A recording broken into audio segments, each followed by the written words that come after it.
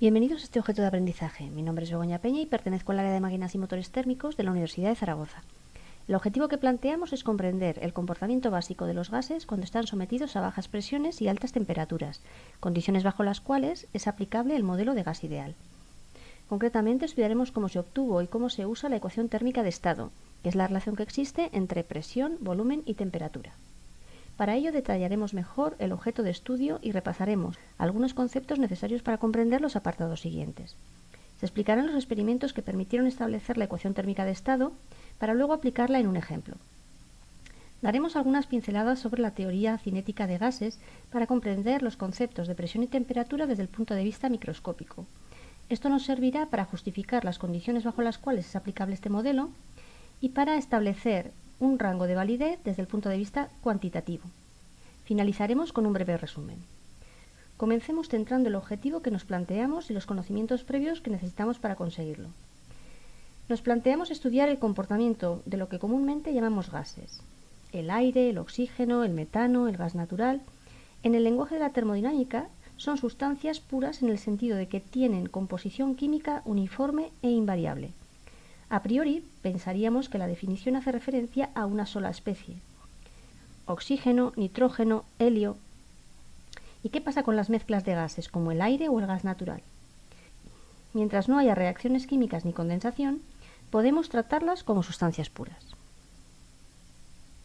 Veamos cómo estudiar a los gases. Un gas es un conjunto de moléculas que ocupa todo el espacio disponible, moviéndose aleatoriamente y chocando entre sí y con las paredes del recipiente que lo contiene.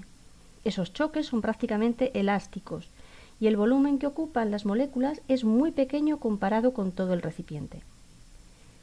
Para estudiar cómo se comporta un gas existen dos enfoques. Podríamos estudiar el movimiento de cada partícula y a partir de ahí hacer un tratamiento estadístico de esos datos. Ese es el enfoque de la mecánica estadística, que es muy útil para la obtención teórica de modelos y en investigación avanzada. Sin embargo, es un enfoque muy complicado para ser aplicado en ingeniería básica. Resulta más útil el enfoque de la termodinámica clásica, en el cual se trabaja con propiedades macroscópicas como la temperatura, la presión o el volumen, que son magnitudes conocidas por todos. El principio de estado nos dice que bastará con dos de esas propiedades para especificar completamente el estado intensivo e intrínseco de cualquier sustancia pura. Las relaciones matemáticas entre propiedades se denominan en general ecuaciones de estado y permiten obtener unas propiedades a partir de dos conocidas. A priori son relaciones muy complejas que se representan como superficies tridimensionales, como la conocida superficie PVT. En este objeto nos centraremos exclusivamente en una región muy restringida de esa superficie, en la cual la relación matemática entre la presión, el volumen y la temperatura es muy sencilla y se ajusta a lo que conocemos como modelo de gas ideal.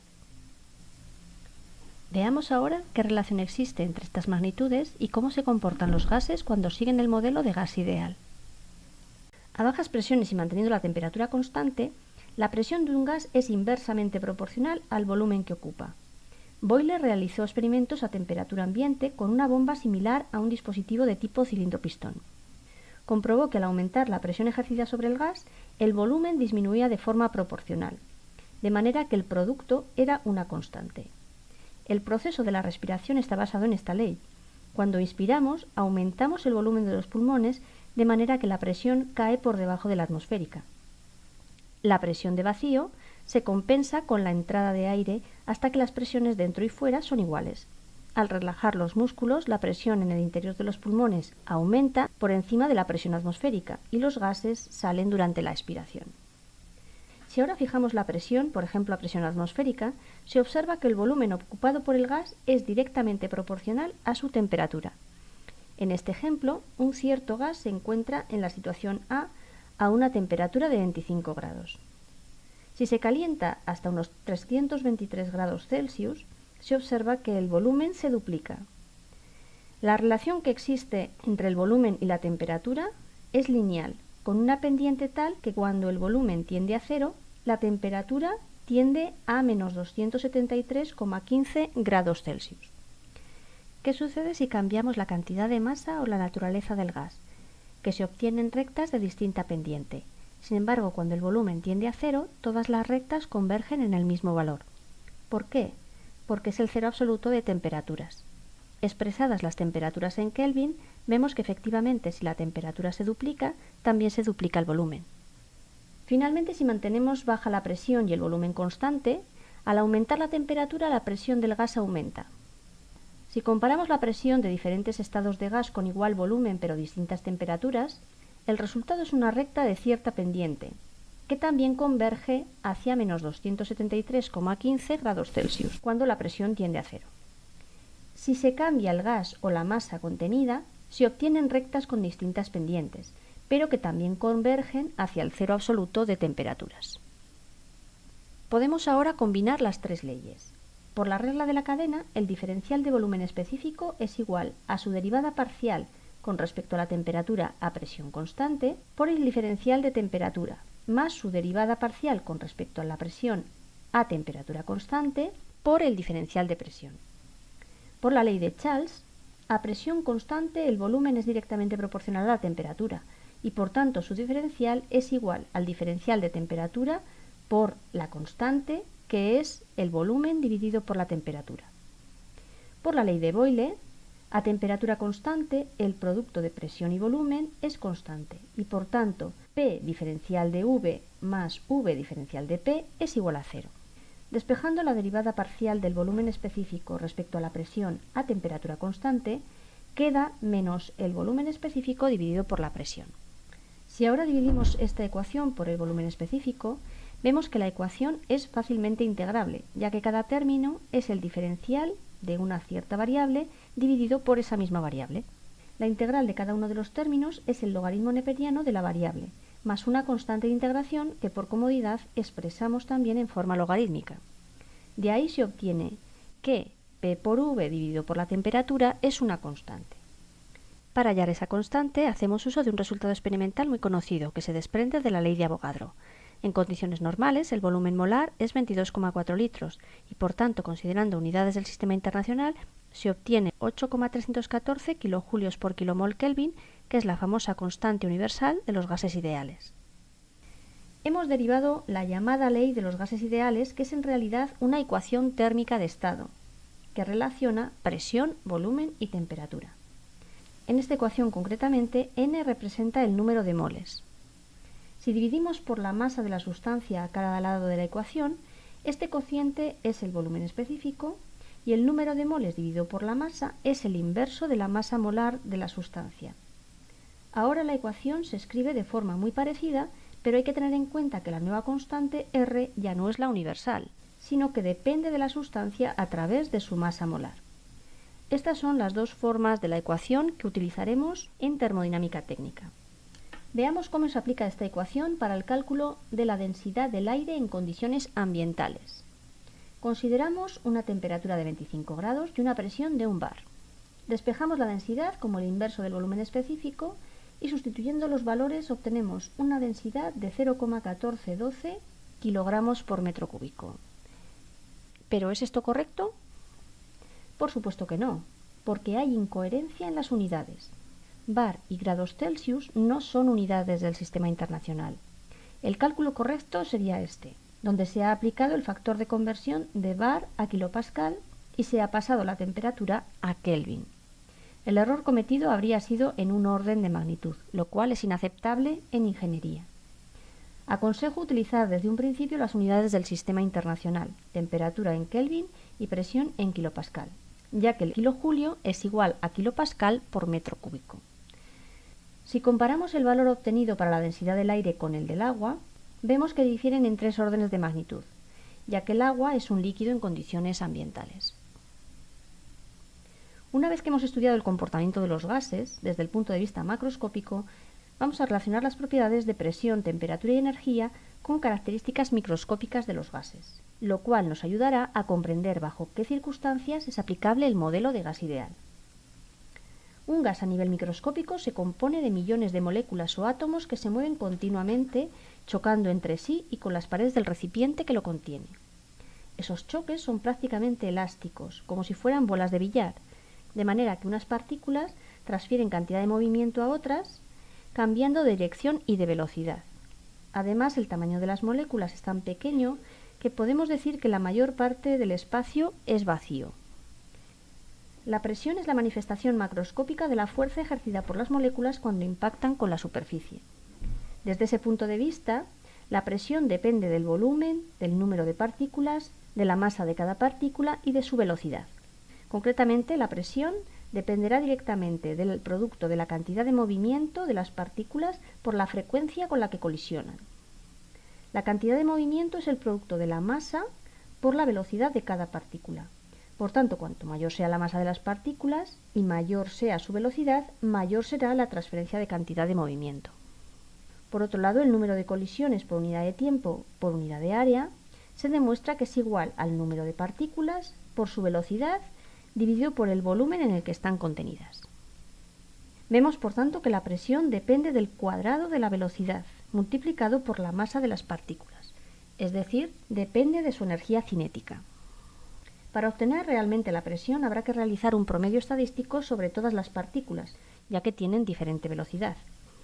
Al hacer ese promedio, aparece la velocidad cuadrática media y la energía cinética media de las partículas.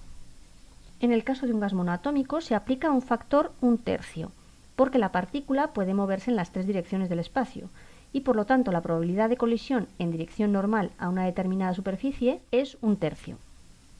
El factor a aplicar es diferente dependiendo del tipo de molécula.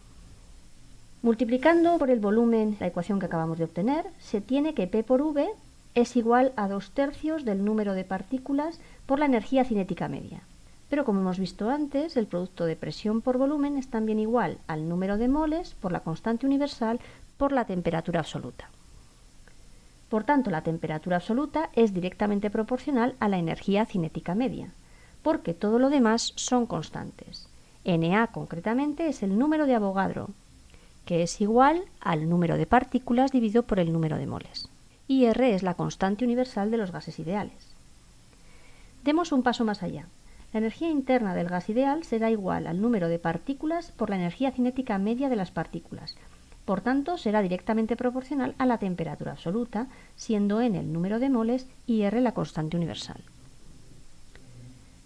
Dicho esto, concretemos bajo qué condiciones es válido el modelo de gas ideal. Si representamos las isotermas en un diagrama TV, resulta obvio que no siempre siguen la ley de Boyle. En la región de líquido y sólido, podemos ver que el volumen específico es prácticamente independiente de la presión. Dentro del domo, durante el cambio de fase, las isotermas son también isobaras. Para la región de vapor, las isotermas se deforman cerca del punto crítico. La isoterma crítica, por ejemplo, tiene un punto de inflexión. Únicamente cuando nos alejamos lo suficiente del domo, las isotermas siguen la ley de Boyle, de manera que la presión es inversamente proporcional al volumen. Esta es la región en la que es válido el modelo de gas ideal. Cerca del domo, los gases reales tienen un comportamiento diferente y no se puede usar el modelo de gas ideal. Es lo que ocurre, por ejemplo, en muchos casos con el vapor de agua. Por eso, en la mayoría de los casos, no es aplicable. A nivel macroscópico, el modelo de gas ideal es válido cuando el gas tiene baja densidad, es decir, baja presión y alta temperatura. A nivel microscópico hemos considerado que las moléculas se mueven al azar sin interaccionar unas con otras excepto mediante colisiones elásticas y además hemos considerado que el volumen ocupado por las moléculas es despreciable frente al volumen ocupado por todo el gas. Estos son criterios cualitativos que dejan cierto margen a la subjetividad y en casos concretos pueden generar dudas. ¿Cuándo es alta la temperatura? ¿Comparada con cuál? Para responder a estas preguntas se define el factor de compresibilidad, como P por V dividido por RT. Sabemos que para los gases que se comportan como gas ideal, cuando la presión tiende a cero, su valor tiende a la unidad. ¿Pero qué ocurre en otros casos? Van der Waals fue el primero en darse cuenta de que todas las sustancias se comportan de forma similar, es decir, que tienen un factor de compresibilidad similar, a distancias equivalentes del punto crítico. Si definimos la presión reducida y la temperatura reducida como las magnitudes relativas a las críticas, se obtiene este diagrama, llamado diagrama generalizado del factor de compresibilidad.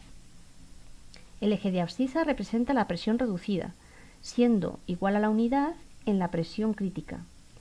El eje de ordenada representa el factor de compresibilidad, que vemos que puede tomar valores muy diferentes de la unidad. Estas curvas son ajustes de los datos experimentales con distintas sustancias para diferentes temperaturas reducidas.